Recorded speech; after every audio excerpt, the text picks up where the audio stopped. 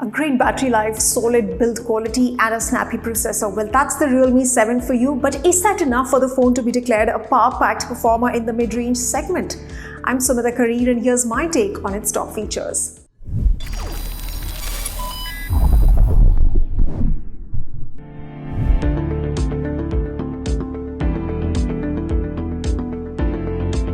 First up is design. Well, this is a mid-ranger, this is a mid-range phone, but the design and build quality is excellent. So you get a great deal despite the fact that you don't have to spend much. It's got a dual-toned look at the back. If you see, what you can also call it is a mirror split design at the back. And then you have a power button on the right-hand side of the phone, which also acts as a fingerprint scanner, which is quite snappy and fast. The camera module on the back is pretty much like Realme 6.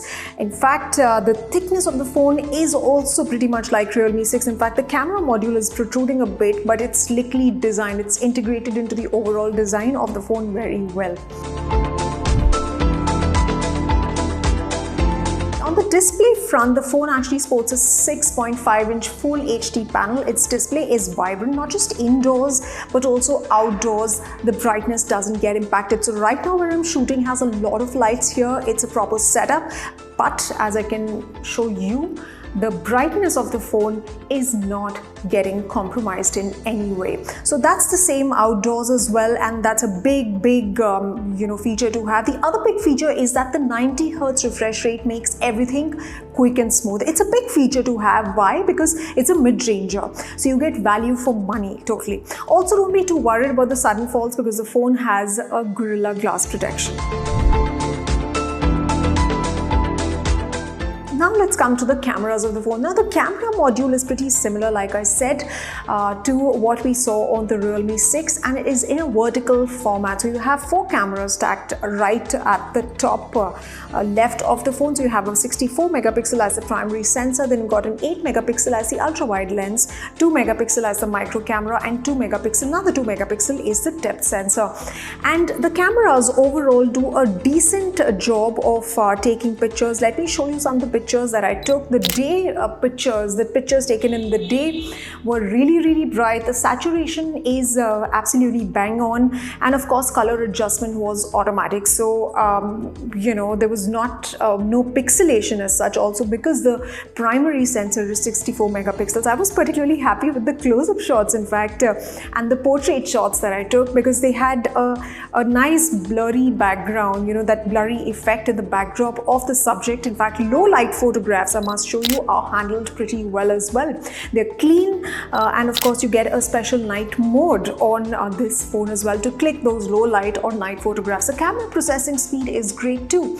That's because of the processor, which we'll speak about in a bit. This 4K recording as well, which is just about decent. So let me show you some of the pictures that I took. These are of course daylight photographs, the photographs I took before recording this shoot, and I think they came out pretty nice, very vibrant. All colors are very well adjusted as well.